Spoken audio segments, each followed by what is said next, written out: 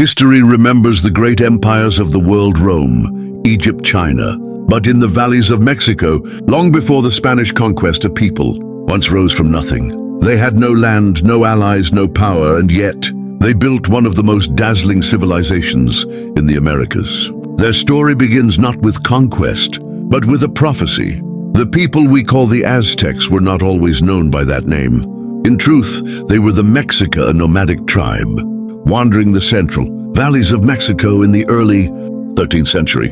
To their neighbors, they were outsiders, uncivilized, restless, unwanted. They moved from place to place, often forced out, scraping by as mercenaries, hunters and farmers on barren land. But they carried with them a prophecy. Their god, Huitzilopochtli, the god of war and the sun, had given them a sign. They would know their promised land when they saw an eagle perched on a cactus devouring a snake. Until then, they were destined to wander. For years, the Mexica drifted. They were often driven away by stronger tribes, forced into swamps and deserts. At one point, they became servants to another people, the Tepanecs. At another, they survived by eating snakes and insects, mocked by their neighbors as savages. But even in those desperate times, they held on to the prophecy. The eagle, the cactus, the snake. And then it happened. In the year 1325, the Mexica arrived. At the shores of Lake Texcoco, a vast body of water surrounded by mountains and fertile lands. Out in the lake was a small, swampy island, difficult to reach, inhospitable at first glance. But there, as legend tells us, the Mexica saw the sign: an eagle, wings spread wide, perched upon a prickly cactus, tearing into a serpent with its beak. The prophecy had been fulfilled. On that swampy island they began to build. At first the settlement was little, more than huts and reed houses connected by makeshift walkways. The ground was wet, the soil poor. But the Mexica were determined. They drove stakes into the mud-reclaimed land and created chinampas, floating gardens of mud and reeds that allowed them to grow crops right on the lake. This was the birth of Tenochtitlan. Over the next decades, what had begun as a fragile settlement grew into something astonishing. The Mexica engineered canals for transport, causeways to connect their island to the mainland, aqueducts to bring in fresh water. They built temples to honor their gods, markets that buzzed with trade, and homes for a growing population. What had been a swamp was becoming a city destined for greatness. But greatness never comes easily. The Mexica were still surrounded by powerful enemies. Older city-states like Texcoco, Tlacopan, and especially Azcapotzalco dominated the Valley of Mexico. The Mexica survived by serving as mercenaries, fighting wars for other kings in exchange for land, food, and recognition. They gained a reputation as fierce warriors skilled with obsidian blades and driven by their devotion to Huitzilopochtli. It was in this period that the Mexica began to shape their identity. They were no longer mere wanderers. They saw themselves as chosen, a people destined to serve their God through conquest, sacrifice, and glory. Every battle, every victory, every offering of blood was proof that they were fulfilling their divine mission. By the mid-14th century, Tenochtitlan had become more than a settlement. It was a city of growing power, ambition, and vision. The Mexica began to dream of empire. Imagine it, the valley around Lake Texcoco was already filled with thriving civilizations, each competing for land and tribute. The Mexica were latecomers to this stage, the underdogs. And yet, through strategy, faith, and relentless determination, they would soon rise above them all. But at this moment, in their early years, the prophecy was still fresh. Tenochtitlan was still fragile. The Mexica was still fighting for survival. And no one, not even the Mexica themselves, could have predicted that this humble island settlement would one day rival the greatest cities of Europe, that it would shock the Spanish conquistadors when they first laid eyes upon it, and that its fall would mark the end of an age. This is how the Aztec Empire began. With a prophecy, with an eagle, a cactus, and a serpent, and with a people who refused to die no matter how many times the world tried to bury them. But as the Mexica grew stronger, so too did their hunger, and soon their devotion to the gods would demand more than prayers. More than offerings of food or gold, their gods demanded blood, and the rise of Tenochtitlan would be written in sacrifice. The prophecy had been fulfilled. The Mexica had built their city Tenochtitlan on the waters of Lake Texcoco. But survival was only the first chapter. To thrive, to dominate, to rule, the Mexica would need more than canals and gardens. They would need power, and in their world, power was taken by blood. The Mexica were deeply spiritual, but their religion was unlike that of many others. To them, the universe was fragile, always at risk of collapsing into chaos. They believed the sun, the very heart of existence, needed constant nourishment, and that nourishment was blood. Human hearts were considered the most sacred offering, the food of the gods. Without sacrifice, the sun might fail to rise, and darkness would consume the world. This belief shaped everything the Mexica did. Every battle they fought, every war they waged, every life they conquered, all was done not just for territory or riches, but for sacrifice. Their empire would be fueled by blood. In the early days of Tenochtitlan, the Mexica were still under the shadow of their neighbors, especially the powerful Tepanecs of Azcapotzalco. For decades, they served as mercenaries, renting out their warriors to fight other people's wars. The Mexica gained experience, wealth, and most importantly, a reputation as fierce and disciplined fighters. But the Mexica were ambitious. They wanted more than survival. They wanted dominance. By the early 15th century, their chance arrived. The Tepanecs had grown too powerful, too arrogant, and the Mexica turned against them. They formed an alliance with two other city-states, Texcoco and Tlacopan. Together they waged war against Azcapotzalco, and when the smoke cleared, the Aztec Empire was destroyed. From this victory, the Triple Alliance was born: Tenochtitlan, Texcoco, and Tlacopan. Though all three were allies, there was no question who would rise above the others. Tenochtitlan, the city of the Mexica, would soon dominate.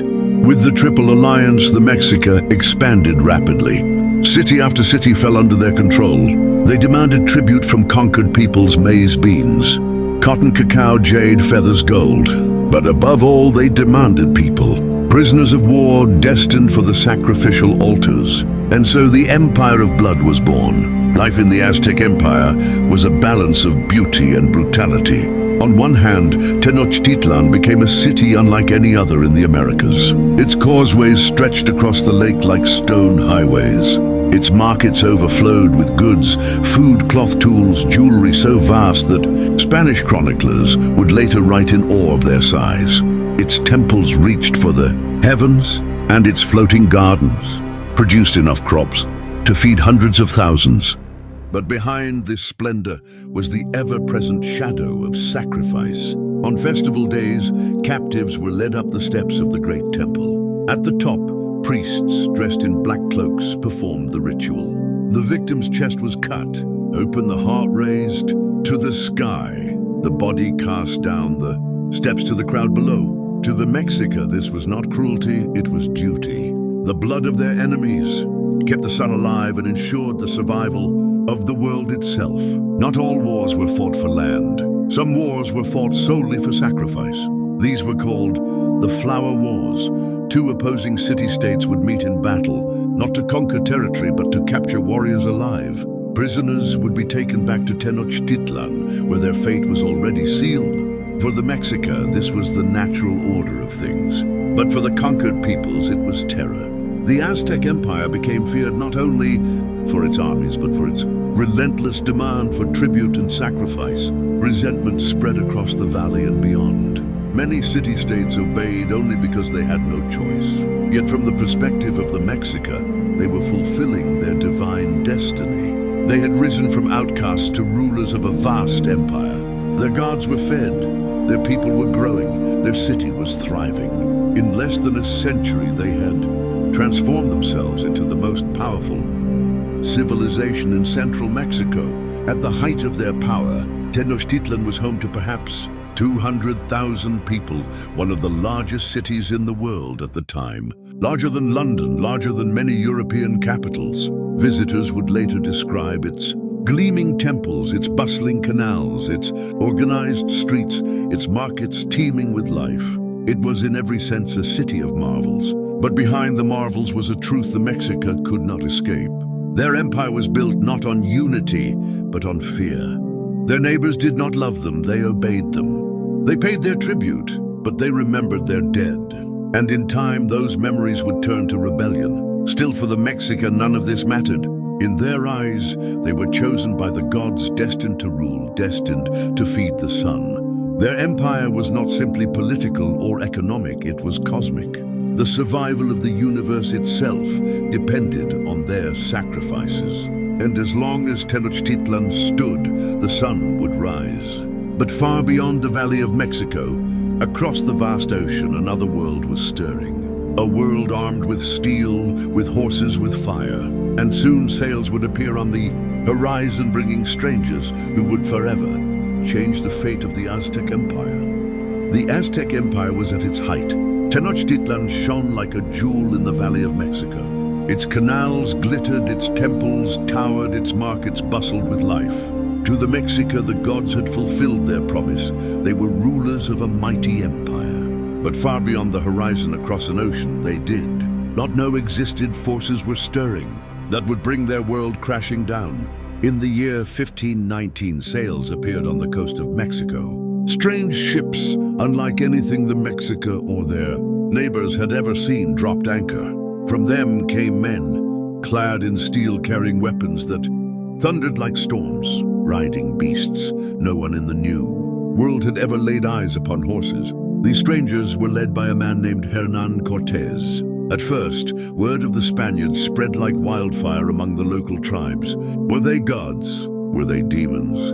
Their appearance was unlike anything the Mexica had ever imagined. Pale-skinned, bearded, armed, with iron swords and guns, to many, they seemed almost supernatural. When news reached Moctezuma II, the emperor of the Aztecs, he was filled with dread. Moctezuma was not just a king, he was a deeply religious man. He remembered prophecies that spoke of the god, Quetzalcoatl, the feathered serpent, who would one day return from the east.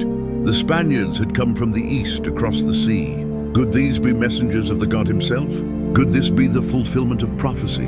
But the Spaniards were not gods. They were conquerors. Cortés had come with ambition burning in his heart, searching for gold, glory, and land. His men were few, only a few hundred soldiers, but he had a weapon far more powerful than steel or horses. He had the resentment of the peoples the Aztecs had conquered.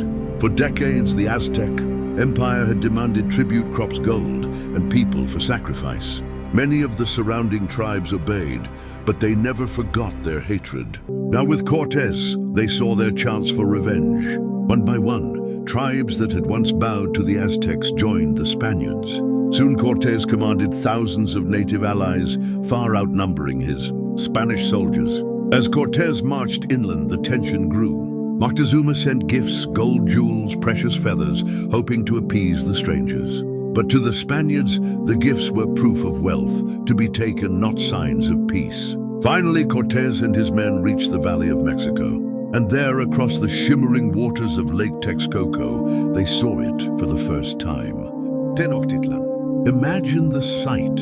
A city of stone rising from the lake, connected by wide causeways glittering, temples reaching to the sky canals, filled with canoes floating, gardens stretching into the horizon. The Spaniards were stunned. They had never seen anything like it, not even in Europe. To them, it seemed a city of dreams, Venice, but grander, richer, more alive. Between fear of the Spaniards and fear of his own people, remained trapped in indecision. And then violence erupted.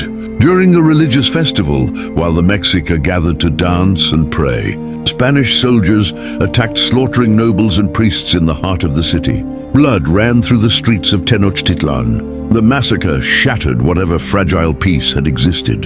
The Mexica rose in fury.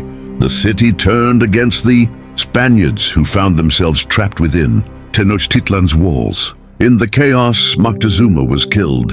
Some say by the Spaniards, others by his own people who had lost faith in him. The emperor was gone, and with him the last chance of peace. The Spaniards were forced to flee, On the night of June 30th, 1520, they attempted to escape across the causeways. The Mexica attacked from canoes and bridges, and hundreds of Spaniards and their allies were killed. Golden weapons sank into the lake. That night became known as La Noche Triste, the Night of Sorrows. And yet, this was not the end. Cortés regrouped, gathering more allies, rebuilding his forces. He was not done. He would return. But even as the Spaniards prepared for revenge, another enemy had already struck. Tenochtitlan won. The Mexica could not fight with spears or blades. Smallpox. Carried by the Spaniards, this invisible killer spread like wildfire through the empire.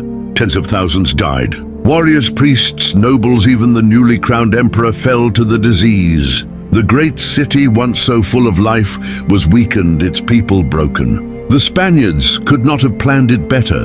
An empire once feared across Mexico was crumbling from within. The eagle had risen, but now its wings were broken. The Spaniards would return their native, allies at their side, ready to lay siege to the greatest city of the New World. The sun still rose over Tenochtitlan, but for how long? The empire was bleeding. Smallpox had swept through Tenochtitlan like fire through dry grass, leaving tens of thousands dead.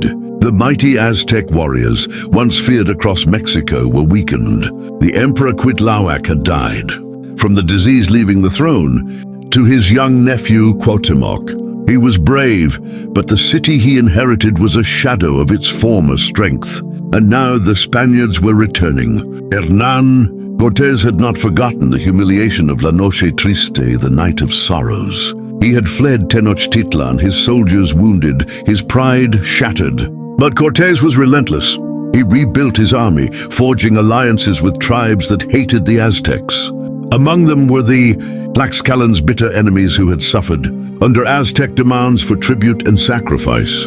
With their help, Cortés gathered an army not of hundreds, but of tens of thousands. In 1521, less than a year after his desperate escape, Cortés marched again toward the Valley of Mexico. This time he did not come as an intruder, he came as an avenger. The Spaniards had prepared well. They built brigantines, small warships assembled from parts, carried over the mountains piece by piece. These ships would allow them to control the waters of Lake Texcoco, cutting off Tenochtitlan from supplies and reinforcements. Cuauhtemoc knew what was coming. He prepared his people for war. Barricades were raised, canals, fortified, weapons sharpened. The Mexica would not surrender their city without a fight. The siege began. Cortés divided his forces, attacking from the causeways and from the lake. The brigantines clashed with Aztec canoes, filling the waters with smoke and fire. On the causeways, Spanish soldiers advanced step by step, supported by thousands of native allies. But the Mexica fought with ferocity. They tore down bridges, ambushed enemies in narrow streets, and rained spears and stones from the rooftops. The battles raged day after day. Tenochtitlan, once a city of festivals and trade, became a city of blood and ruin. Every temple, every canal, every marketplace became a battlefield. The Spaniards had steel guns and horses, but the Mexica had courage. They fought with obsidian blades, with bows, with sheer desperation. Even women and children joined the defense, hurling stones and boiling water from the rooftops. For weeks the city refused to fall, but the siege was merciless. The brigantines cut off food from reaching the city. Starvation set in. Disease spread again. The once bustling market stood empty. The canals, once filled with canoes of traders, now carried the bodies of the dead. Spanish chroniclers would later describe the horrors of the siege people eating bark, grass, even leather to survive. Hunger gnawed at the defenders, but still they would not yield. Cortés pressed harder, destroying the city piece by piece. Temples were torn down, causeways seized, canals filled. Slowly, relentlessly, Tenochtitlan was strangled. And yet Cuauhtemoc, the young emperor, refused to surrender. He fought at the front lines, rallying his warriors, refusing to abandon the city of his ancestors. His courage inspired the people to keep fighting, even as everything collapsed around them. But courage cannot feed the starving. It cannot stop the guns, the horses, the endless wave of enemies.